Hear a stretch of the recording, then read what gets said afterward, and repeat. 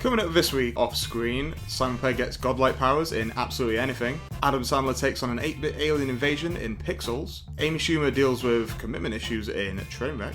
And Guy Ritchie introduces us to the Man From U.N.C.L.E. All this and more coming up off-screen. This is OffScreen. OffScreen.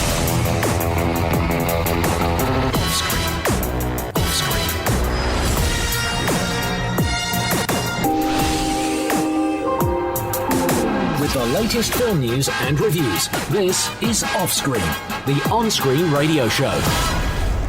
Welcome to OffScreen, I'm Van Connor. My name is Kase. So shall we start with The Man From U.N.C.L.E. then, Mr. Allen? Let's do it. Yeah. Are you familiar with the original series, with The Man From Yeah, I am actually. Yeah. I'm not. My former boss actually lent me a DVD. The first season. Oh, so I watched it. Yeah, in preparation for this. Oh, okay.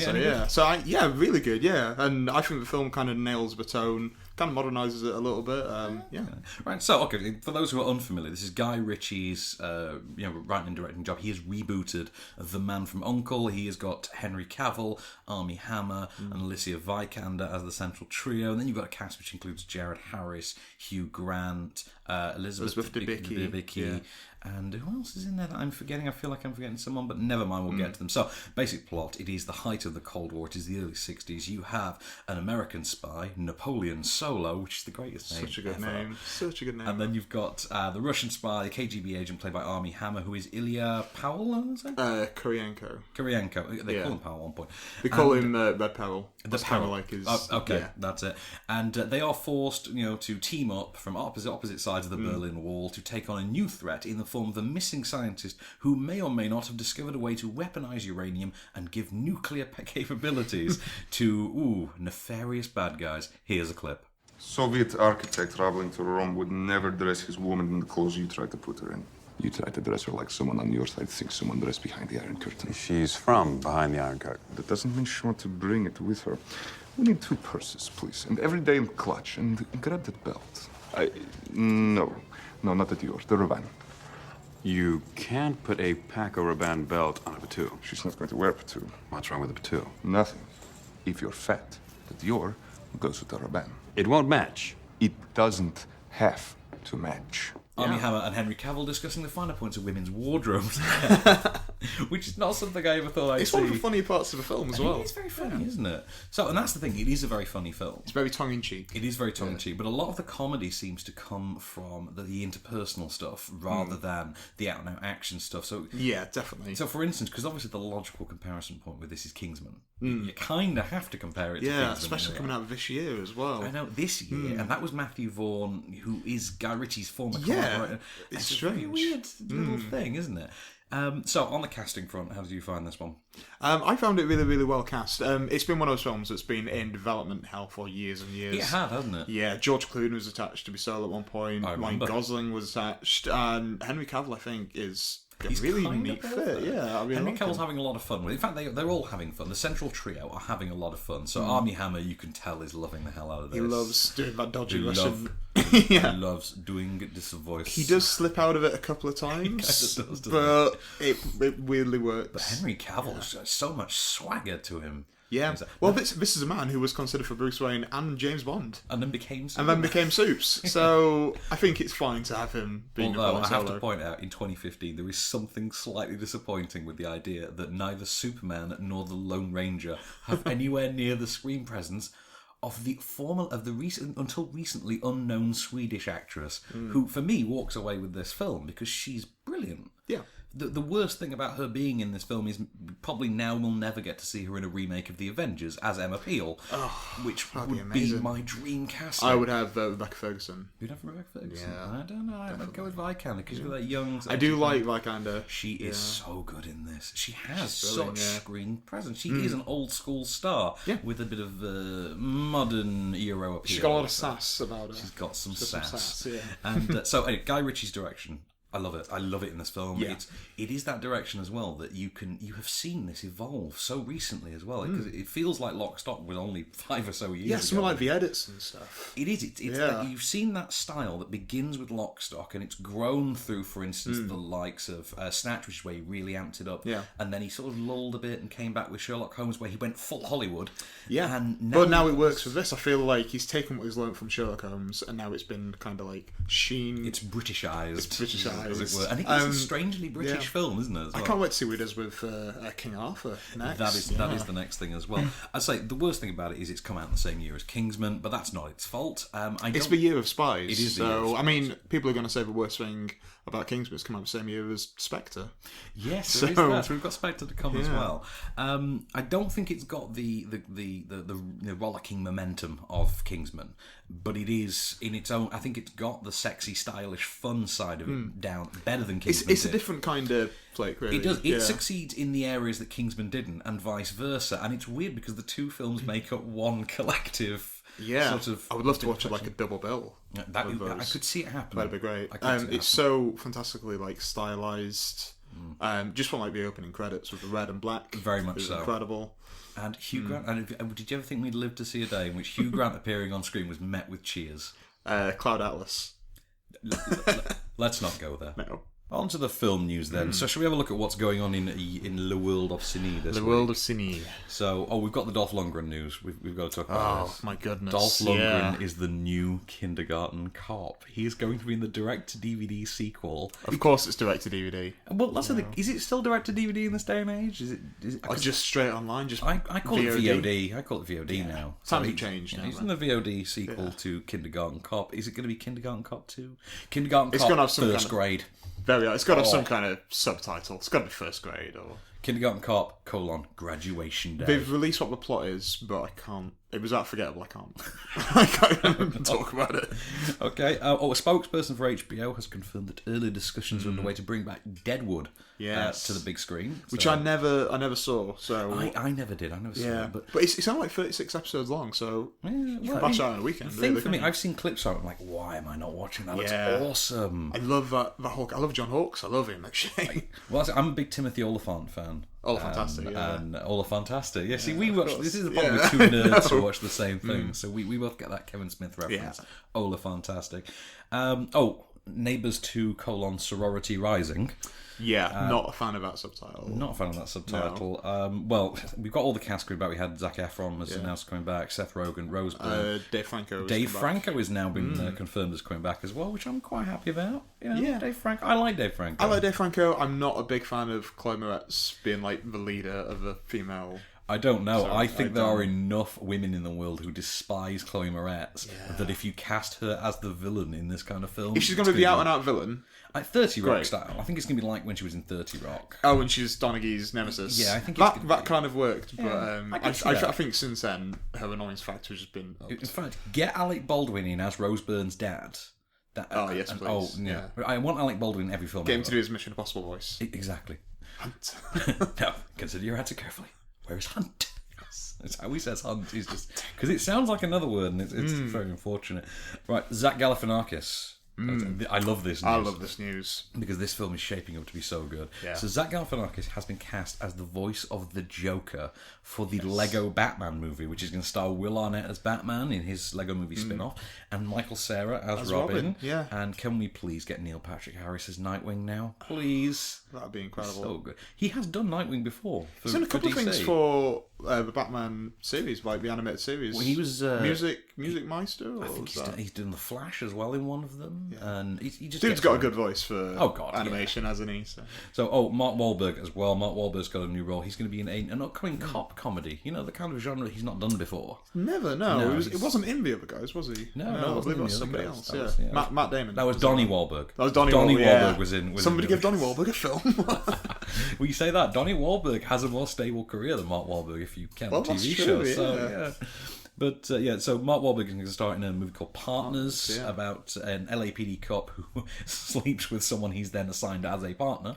So that'll chestnut, you know. Yeah. Which why not just make an Other Guys sequel and have that happen? And have that, yeah. Yeah. Okay. And then we get Will Ferrell back and Eva Mendes. I don't know how well Other Guys was received. I don't know. Did you like Other Guys? I didn't when I saw it at the cinema, and then when I watched it on Netflix, actually, I quite liked it. Quite enjoyed it.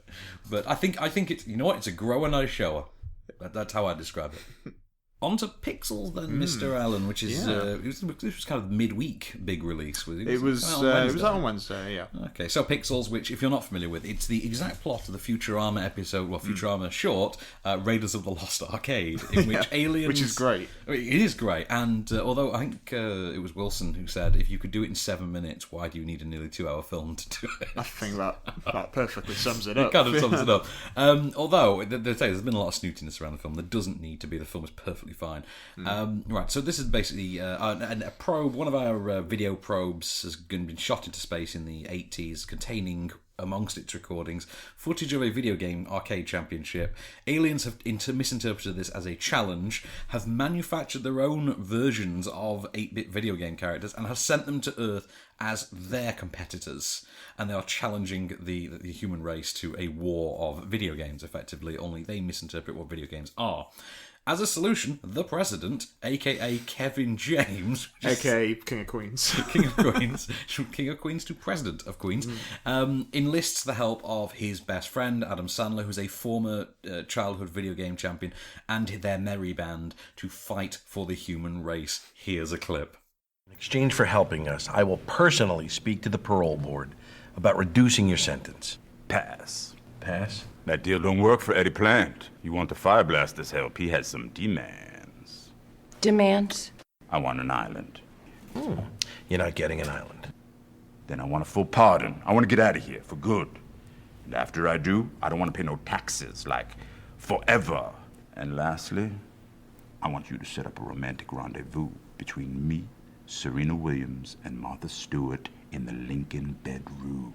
Peter Dinklage there, making some demands. And right, I need to get this out of the way good and early. Dinklage is probably the worst thing about the film. See, you have the only person I've heard that has said that, because everyone else, of course, has been like, oh, it's a classic Sandler film, and Dinklage saves it. No, this is the thing, because what Adam Sandler's doing here is he's not doing the, oh my God, sort of a role. He's not doing the screechiness. Instead, he's basically playing Fry from Futurama, of all things. And it turns out, actually, he's schlubby enough to actually make a good go of it.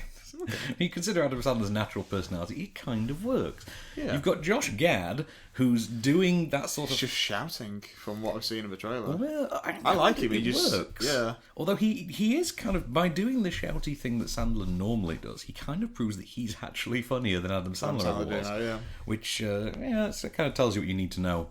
Really, there. I mean, there's a Sean Bean cameo which is just mystifying and features a line of dialogue that I swear to God you're going to be debating long after the film is over. And then there's Michelle Monaghan, who is given the most thankless token girl role ever. She's just there to look pretty and wear a lab coat. And literally that. But none of this comes close to the greatest piece of gender politicking that you've ever seen, in which a beloved video game character, and I do mean beloved video game character, is literally turfed aside and physically morphed into a mute, literal trophy wife for one of the schlubby leads. That is actually a thing that happens. I know what you're talking about. You can probably guess it from the promotional materials. Yeah, having said that, it's a lot of fun. It is. It's a bit of a blast. It's sort of vintage Chris Columbus. I say it does feel like an 80s, 90s throwback, but now the technology is sort come of to there, a point. yeah. And it has that sort of fun, old school family film mentality. Although weirdly, I think for some reasons of crassness, it is rated 12A. Yeah. But it's a full on family film with just a few moments that sort of tip Wish it over. It felt more like a Chris Columbus film than an Adam Sandler film. I just feel whenever you put an Adam Sandler film now, people just say it's an Adam Sandler film. That's the thing. He's not that big an intrinsic part of it because he could literally be anyone. It just happens to be Adam Sandler. And frankly, you could have swapped him out with Vince Vaughn and nobody would have noticed. I would rather Adam Sandler. You really rather Adam Sandler than Vince definitely. Vaughn? I don't know. I'm on the fence with that one. Yeah. And we weren't alone. There are other people who have sort of given it a fair assessment and not just necessarily. Not just been like, oh, it's Kevin James president, and which I still bloody mystified. Yeah, I really want to see a movie about how Kevin James got elected president. That is a comedy. The prequel. But we could do that. Yeah. Prequel. But so beats Barack Obama. Exactly. So Ben Halford messaged in to to thank us for not. We like Ben. Ben's we a good like man. Yeah. And he's evidently not an Adam Sandler fan, but he said, actually, do you know what? It's not that he's not a good performer. It's that he sticks, to what he's good at rather than he sticks to where the good money is rather than what he's good at. Which I think, okay, fair enough. I'll give him that. Yeah, that's a very fair assessment. And even he seems to agree with us that it's not a revolutionary departure for Adam Sandler, but he does seem to be toning it down a little bit, and that it works because of that. I'm inclined to agree, to be honest. But it's like I very much enjoy Pixels. It is basically Ghostbusters with video games. And if you consider the last time someone tried this was Evolution, which was Ghostbusters with aliens. Hey, I love that as a kid, actually. Well, you said anything, okay, you know what? It's Even Dan harmless Aykroyd enough. shows up in that film. Well, that's it. But no one's saying this is as good as Ghostbusters, and I don't think, by all means, do not go and expect it to be as good as Ghostbusters. But you know what? It's a perfectly fun little family film. Take the kids, spring for the IMAX 3D, and you know what? You'll pop to the arcade after. Well, no, what's not to love? Should we do the top 10? Let's do the top 10. Yeah. Okay, let's do this. Number 10. Amy, which has come back in after because it's been out for 6 weeks now. And I've still not seen it. I've heard it's heartbreaking. I've heard that again it's torn the White House family asunder. And you know what? You heard right. It is heartbreaking. It's a very, very good documentary. And from Asa Kapadia, who brought us... Absolutely loved Senna. Yeah, Senna, then perfectly understandable. It is as good as it is. I'm looking forward to seeing it again when it hits home release or on demand. But until then, I will just treasure the memory that it was a really, really solid documentary. Number 9. Militarizing those dinosaurs in IMAX 3D, Jurassic World. There's a Cracked article doing the rounds this week. What is it? It's 6 movie villain plots which don't make any sense, and would you believe it? Militarizing raptors Is that like number 1? I think it's number 4, because number 6 is Thanos gives away his only Infinity Stone twice, which has annoyed me both times. But Jurassic World, I really love it. I can't wait for the sequel. Which apparently will just feature more of the same, more militarizing the dinosaurs. Yeah, well, I quite like that idea. I just want to see like raptors with rocket launchers strapped to them. That's going to happen, yeah. Rambo Raptors. Rambo Raptors, that's what I want to see. But no, it could be interesting. Number 8. We're not even going to talk about it, so Empire Strikes Back. Empire Strikes Back, you know what? It's still happening. It's still going still on. there. It's still making the same amount of money. Yeah. Number 7. Minions.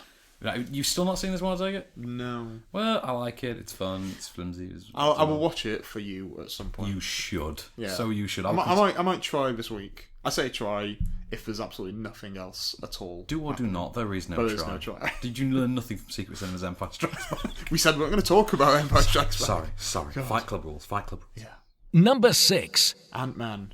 I loved Ant-Man. You were a big fan. I'm a big fan. yeah. And Cass was a big fan. And It's my favourite Marvel cast. is definitely. it a Marvel cast? Yeah. I don't know. I'm still stuck with the first Iron Man. I love that cast. I mean, that's my What, favorite. including Terrence Howard? Including Terrence Howard, I love the first Iron Man movie. Although it doesn't make any sense to me that Terrence Howard is physically younger than Tony Stark, because it should be the other way around. If he's a boy genius, then no. Okay, but never mind. We'll not go there. No, Ant-Man, a lot of fun. Can't wait for the sequel. Can't wait for the character to turn up in other films. Yeah, for Civil War. Yeah, I think that's going to really move his character along. And I think despite all of the production troubles it had, it turned out pretty well, unlike another film in the top 10, which we'll get to later. Yeah. Number 5. Joel Edgerton's first directorial film, The Gift. The Gift, right, okay, I finally got to see this last week. So it is written by Joel Edgerton, it is produced by Joel Edgerton, it is directed by Joel Edgerton, and He it stars... did the theme tune. He Write the theme shot tune, film, sang the theme tune. Yeah, that kind of usual. And you know what? It's a film of two halves. The first half is this standard, early 90s R-rated adult, sort of suburban thriller. Yeah. The second half is this really nasty, really messed up psychological horror movie. Yeah. And the second half is a lot more fun than the first, which is strange. I love a good throwback. Yeah, I love a good kind of like stalker 90s thriller. Yeah, something like Pacific Heights or Lawful Entry. The Fan. I love The Fan. Like when Scorsese took a pop at it as well. Yeah. Which is weird because he'd already done Cape Fear. So, but yeah, I guess 1 Hour Photo as well. I guess that kind of... all these same kind of films. This is very much that for the genre. first half, and the second half is really messed up. You don't quite know where it's going to go, and there's a zone that you don't think it will go into, and it does. It does really gleefully, and it is a terrifying end. I would check it out, though. Number 4. Jake Gyllenhaal in Southpaw. Which, you know, it's Rocky 3 with Adrian's murder. That's the best way to describe it. It's Rocky 3 with Adrian's murder. You never want to see Adrian's murder. That's why she just dies off screen after Rocky 5. I don't know. I never particularly warmed to Adrian, and I watched Rocky 3 and 4 this last week. Oh, but Adrian, we did it. Adrian, we did it. Bang. Yeah. What was that? Her dying. Yeah. But it's just Rocky 3 with Clubber Lang killing Adrian effectively, and you know what? Despite the fact that you know that it's a cliche and the characters are paint by numbers, it's the writing by Kurt Sutter combined with Fuqua's direction, combined with the cast that Fuqua Films that makes this a really successful Fuqua film. And I'm going to say it forever. It's a Fuqua film, man. One of a few Fuqua films. See, this is why you're now going to be looking forward to London Has Fallen, so that you could say, I was already looking forward to it. Let's go and see that Fuqua film. Is that a Fuqua film? He must be producing it. I don't know if he's directing it. It'll be a Fuqua film. But yeah, I really like the writing. I love the direction. I love the performances. And one thing I haven't touched on yet when we've talked about it is Rachel McAdams, who effectively plays a likeable, real-world version of Tammy Lynn from Ted. That's right. She even kind of looks like Jessica Borth from Ted. Yeah. Number 3. Inside Out. Ted 2 isn't in the top 10 anymore, didn't we? Didn't notice. It's gone. No, It's gone. Inside Out is in the top 10. It is, yeah. And you guys are all big fans. Big fans, yeah. I liked it very much as well. I think Amy Poehler's terrific. I think the whole voice cast are terrific. Yeah, really just well chosen. Yeah. Pixar are great for that, though. They're great for working around the cast, finding the correct voice of a character. I do wish Bill Hader had slightly more to do. But but other than that, I love Lewis Black being in a kids animated film. I think that's terrific. And I like really, Phyllis really Smith getting a bigger role. And because I didn't really know about her from the US Office. That's it. I know her from that, and because she's such a part of that cast. But so, what else we got? Number 2. Okay, we got Mission Impossible: Rogue Nation, which I really enjoyed. I enjoyed. You enjoyed. We all enjoyed. Everybody enjoyed. And it's it's making its money in the US. It topped Fantastic Four. It kept Fantastic Four off the number one. Surprising. Yeah. So but it's one of those films that yet again reminds you Tom Cruise really is a movie star out now, and he likes to run, and he likes to do some running. He'd be quite good with the cardio, it seems. But Rebecca Ferguson is the undisputed. I think absolutely. In that way that Charlize Theron stole Mad Max a few months back, Rebecca Ferguson does the same thing here, and she's a really great performer in this. She has that sort of grit, and yet at the same time the physicality. It's like absolutely, yeah. I think it's a big kind of like platform jumping off point for her. She's been sought for different films. I would love her to be Miss Marvel. You think? It's either her or Brie Larson for me, but I don't. Really? Oh, yeah, well, Brie Larson. Or maybe what's the chick from Hunger Games and Game of Thrones? Natalie Dormer. Natalie Dormer. They're kind of like my three. I don't think I'm allowed to speak about Natalie Dormer on radio because there are rules about. Let's move swiftly on. Yeah. Number 1. And number 1 with a loud rocky thud, Fan 4 Stick 4. Fan 4 Stick 4. Fantastic Four, which, wow, there have been signs for a long time that the comic book bubble may be bursting. Writing's been on the wall. The writing has been on the wall. And basically, I think after Marvel have built the track record that they did with their specific Marvel Studios movies, we were due something that was going to really rock the boat. And to be honest with you, I thought Man of Steel was going to be coming out of Man of Steel for the first time. I thought that was the film that was going to really tip the boat people thought it was going to be the Ant-Man, and everyone then thought Ant-Man. And I think after having now seen how good Ant-Man was in its final form, it is surprising that Fantastic Four has turned out to be as poor as it is. The general consensus now appears to be that the first 45 minutes are great, and that at the 1 year later time jump point, which is exactly halfway in the film, it all then goes to hell, and that's the part that's been made by committee. Now, if that's actually what's happened, then perfectly fine, but everyone's at fault, basically. Yeah. And there are more stories that come to light about Josh Trank, and he's trying to get as flat a performance out of the actors as possible. Every day there seems to be new behind the scenes stories. So the latest one is him and Miles Teller nearly started to hit each other. That's the latest. Don't get me wrong. I would personally really love to hit Miles Teller. I knew you were going to say that. 21 and over isn't funny. But you were really good in Whiplash. You and Whiplash. Be on my time. Here's my Whiplash. I like him. I don't have a problem with the cast. It's the dialogue and the direction. But to be honest, it's the dialogue and the direction. And the story. Planet Zero. What did that look like? It's meant to be this incredible fantastical place. And I went there. And... I've heard it best summed up as Planet Zero, Story Zero. With the latest film news and reviews, this is OffScreen. And we're back. So, on to absolutely anything then, Mr. Allen. Yes, let's do it. So this is Simon Pegg in the Terry Jones directed comedy. And co-written, he's co-written as well. He's co-written it? Did you know he's not written a film though? He's not directed a film. Sorry, for years, a long time now. Is it 20 years? I think it's 20 years. Yeah, he's not as prolific as Terry Gilliam, is he? It would seem not. However, Terry Gilliam does also appear in the film, as do the John rest Cleese, of the surviving and Monty. Palin, yeah. It is. It's the first time the entire surviving cast of Monty Python have been on screen together since 1983, since The Meaning of Life, which means literally my lifetime. So I was born in 83. Okay. So my lifetime, this is the first time they've been on screen together, unless you count that tour they did a few months ago. But it was quite funny if you got to see that on the did big not- screen. I've It not was seen good, it that. yet. It was good. So, this is the story of Simon Pegg, who is an everyman sort of teacher / writer who's a little bit feckless, as as Eddie Izzard points out at one point. You are without feck. You are feckless. You are without feck. And I can only imagine. Eddie Izzard pulls that off quite well. And he is chosen at random to represent the human race when the Galactic Council of Aliens, who are these computer-animated creatures with the voice of the Monty Python cast, decide that in order to determine whether or not Earth is to be inducted into the Council or eliminated entirely, they will grant godlike powers to a randomly selected human and see how they fare. It's almost Sarah Palin, but then the card flips at the last moment, and it's Simon Pegg. Now you can only imagine That's a good gag. Exactly. Like You can only imagine that wacky hijinks ensue, including bringing about the final on-screen appearance, well, not so much on-screen appearance, of Robin Williams. Of course, yeah. Who provides The the dog. voice of the dog, Dennis. Here's a clip. Dennis, what are you talking about? Actually, that is a really good point. What are you talking about? Dennis, be able to speak. Biscuits. What? Biscuits. Maybe if I make her love me like a little bit, not so much that she wants to marry me. For crying out loud, they're in the cupboard. What are? Biscuits. Well, I'm not going to give you a biscuit until you answer my question. Biscuits. Red biscuits. Black biscuits. Is that all you think about? Biscuits. Please, please, please. Nothing else matters. Biscuits, please. All right. Dennis, become a rational thinking creature. Look, I just can't concentrate on anything till I've had one of those biscuits. Dennis the dog there, who really likes biscuits, it seems. So, right, okay, I really wanted this to be good. There's so much that you can sell this film on. And to be honest, there were warning signs with it when this film wasn't mass marketed to an unbelievable degree.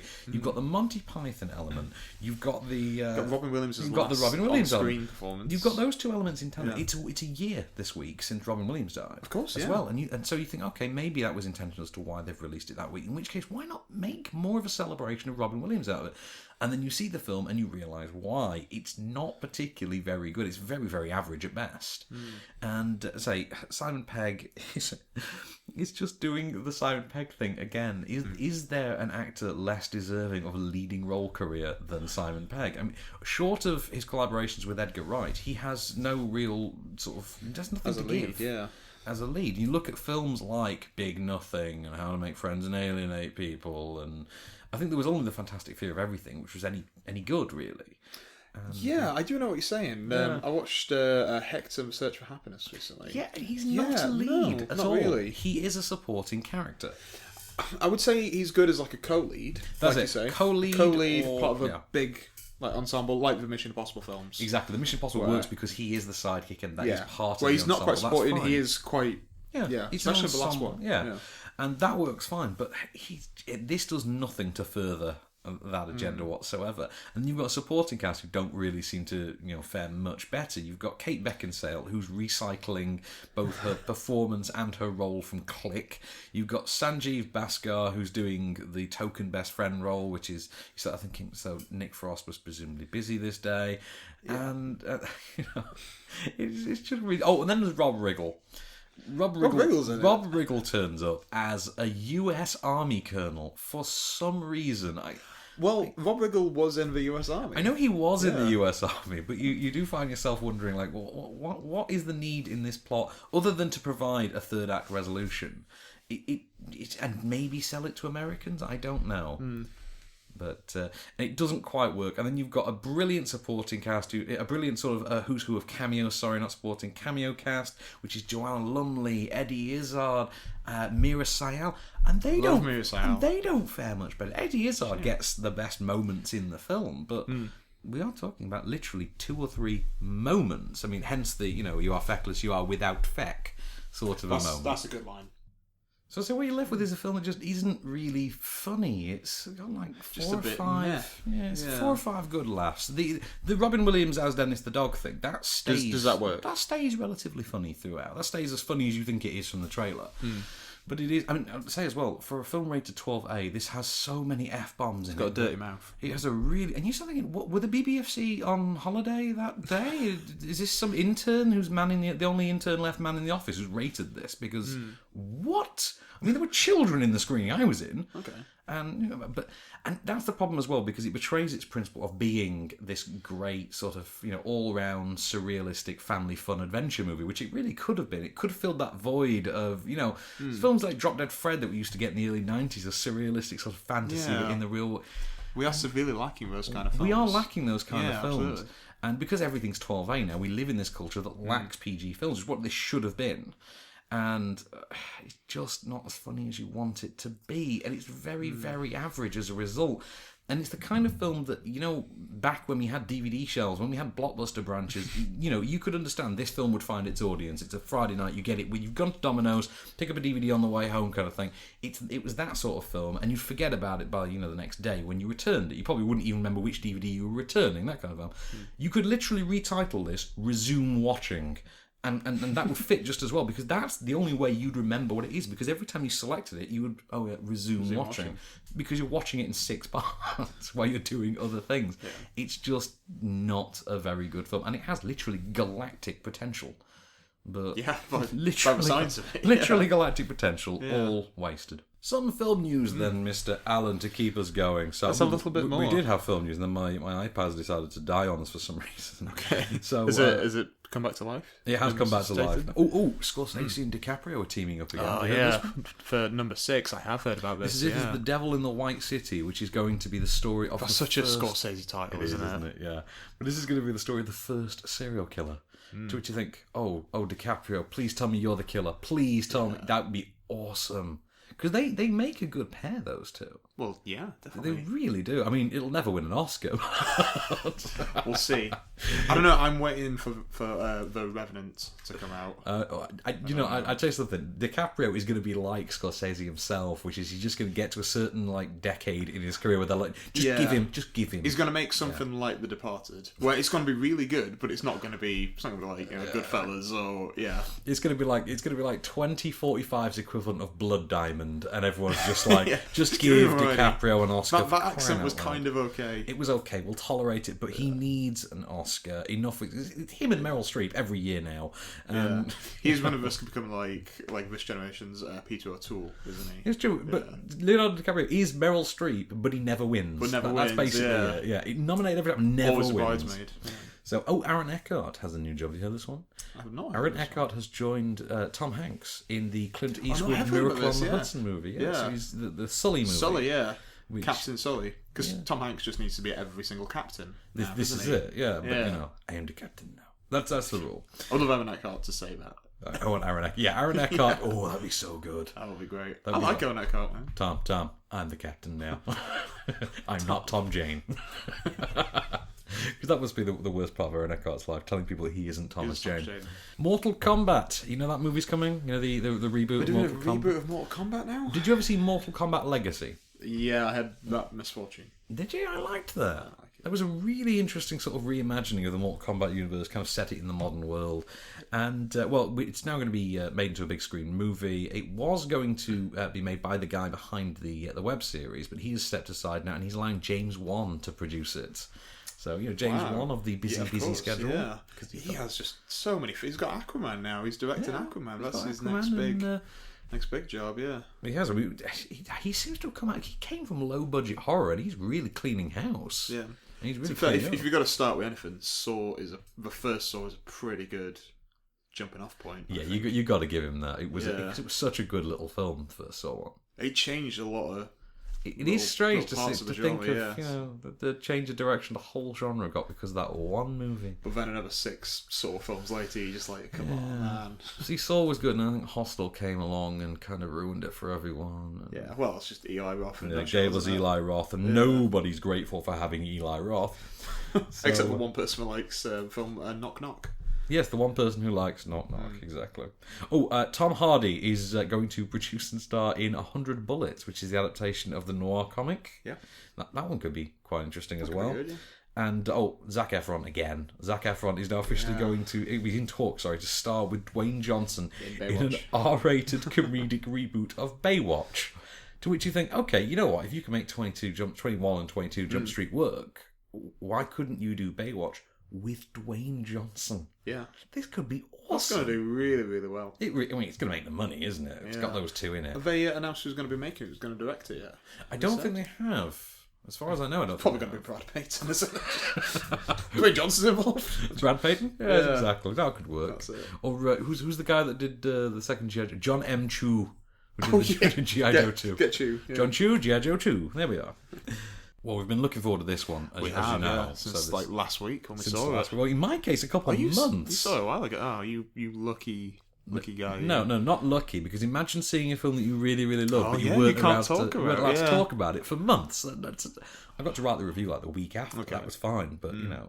Well, that just shows how much we love this film, how fun it was. So, Trainwreck, which is the latest Judd Apatow movie. It's not really being advertised on that, strangely. Well, because it's not when you. I mean, he's directed it. Yeah. Judd Apatow's directed. It's being written by Amy Schumer. It stars Amy Schumer. Yeah, it's really her kind of vehicle, isn't it? It is, isn't it? So this is the story of Amy. Imaginative name creation there. Who is a New York-based magazine writer. She's a writer, yeah. Who has serious commitment issues stemming from a childhood conversation with her father, which literally opens the movie. And she and her sister, played by Brie Larson, have grown up to lead very, very different lives as a result. Brie Larson, whom we all tug at our heartstrings for because she's so lovable. Brie Larson has gone off to do the marriage and kids sort of route, and Amy has grown up to basically enjoy drink, drugs, and casual sex. So clearly, Amy is the one you want at a party, and not Brie Larson. I don't know. I don't Brie Larson at a party. You'd still want Brie Larson to turn up at a party, I know.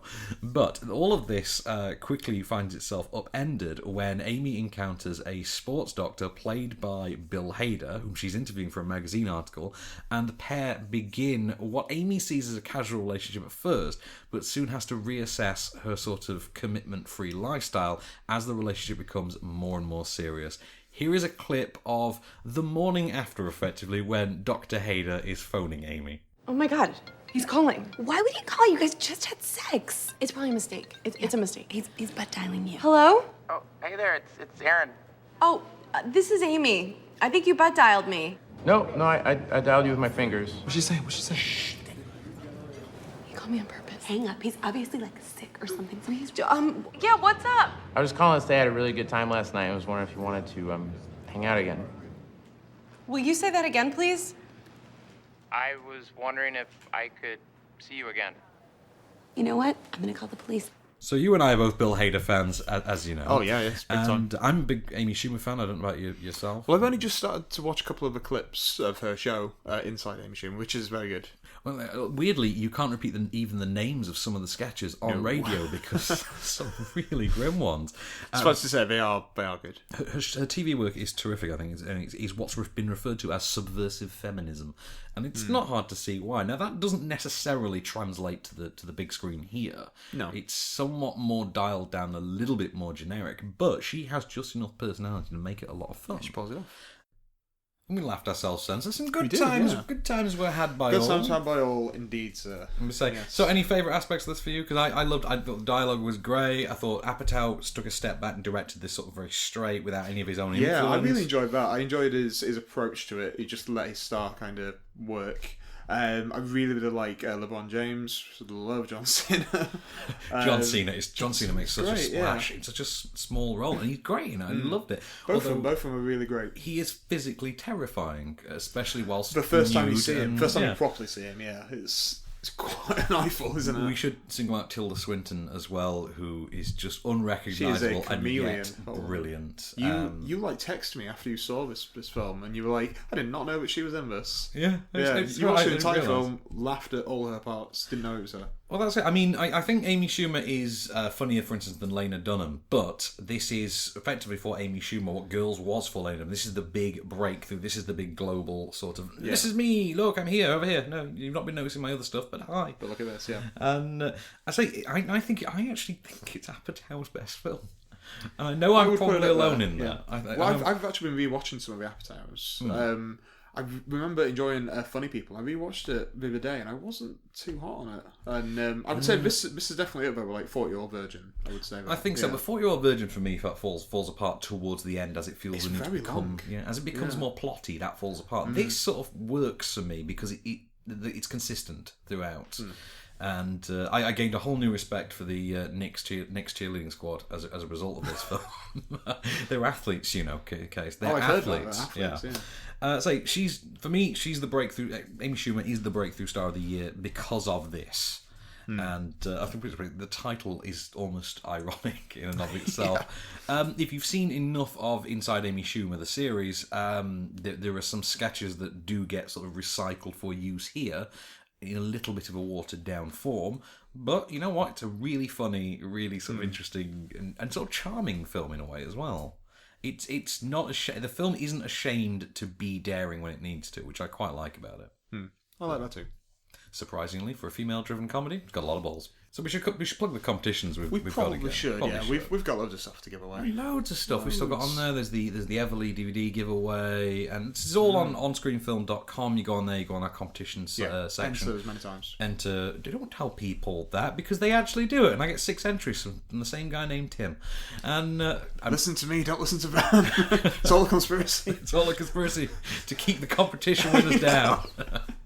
But no, so we've got the Everly DVD, and we've got Fantastic Four sets to give away, which if you really want that stuff, with the t-shirts and the flash drives and things. And of course, starting on Monday, we've got Monday the 17th, we've got Sinister 2 sets to give away. These are quite intriguing as well. Actually, these include a heat-activated mug, a mini camera keyring, which that's kind of intriguing, isn't it? Camera keyring, retro radio, a DVD copy of the first Sinister, and a fitted t-shirt. So no bagginess for you, Mr. Adam. You'd be fitted in this. I'll be fitted for sure. I'm intrigued by mini camera keyring, really? Is it like one of those? It's like an old school projector, and you press the button. It's like an LED light. I don't know. I used to have one. They're very cool. I don't know, but if you want a chance to win any of the stuff, just go along to OnScreenFilm.com and go in our competition section. All on there for you.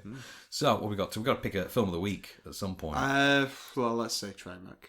I'm going with Trainwreck. Yeah. I am, because if I'm going to watch anything again of the whole list, it'd be Trainwreck. Well, I'm going to watch Man From U.N.C.L.E. again this week. I'm going to watch it in IMAX. Okay. I didn't get to see it in IMAX, actually. I just saw it in regular. You saw it regular? Yeah, I saw it in regular. But I want to see Trainwreck again, because I really enjoyed it. I really sort of warmed to it. I'm sure there's a lot of jokes that just kind of passed me by just because I was laughing so hard. It's one of those films, you're laughing so hard that you just... Yeah, I think so. I think it's quite possible. But also, it does have the most random Matthew Broderick cameo ever. It's never really explained. Never explained. Why does he know LeBron James? Why are Matthew Broderick and LeBron James in the same building, let alone room? I have no idea. But so next week we've got some interesting ones. Next week we finally get diverse week. Yeah. It's a very diverse week, isn't it? Well, next week we've got Vacation coming up. Yeah. Which is this one's been sort of a long time coming. This is Ed Helms, the Ed Helms reboot of the National Lampoon's Vacation series.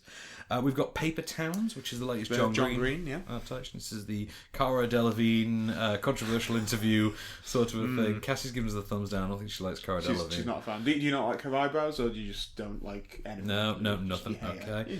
Jack Whitehall brings the Bad Education to the big screen with Cassie, the Bad what Education. Do you think about Jack Whitehall? No, nothing. No. Okay. The Bad Education movie, that's Escobar, Paradise Lost, starring Benicio del Toro, greatest casting ever. Absolutely, yeah. And we've got Pressure, the Danny Huston submarine movie. Is it Matthew Good? It is Matthew Good, who has that ironic surname because he seems to star in really middling or bad movies. Apart from Stoker. But I like Stoker very much. In fact, Stoker was like my second best film of the year in like 2013, I think, something like that. I think it's 2013. Yeah, I really enjoyed that. He was good in that. He did also star in Leapy Ear, though. Let's just never forget that. Leapy Ear. Let's see, what else we got next week? So we got Paper Towns. Sinister 2, of course, that's next week. We just plugged the competition, as you just heard. We did, we're in the competition. But that's Shannon Sossamon is in Sinister 2. Really? Do you remember her? Yeah. Remember when Shannon Sossamon was a thing? Like, that was great name. Knight's Tale and was it 40 Days and 40 Nights? And no. Oh, yeah. That was the one. That, I'm getting 40 Days and 40 Nights confused with 6 Days and 7 Nights, the Harrison Ford and Hayes rom-com. Yeah, David Schwimmer, he's in that. Yeah, he's in that as well. And of course, we've got the documentary The Wolf Pack, which is about the family from New York. And it's going to be an interesting and very diverse week next week, I think. So, well, all that's to come and more next week off screen. So, this has been a Candystore production for OnScreen. I've been Van Connor. My name has been Kase Allen. And we'll be back next week. Just show me the way to get out of here, and I'll be on my way. You've been listening to OffScreen. For more news and reviews, visit OnScreenFilm.com.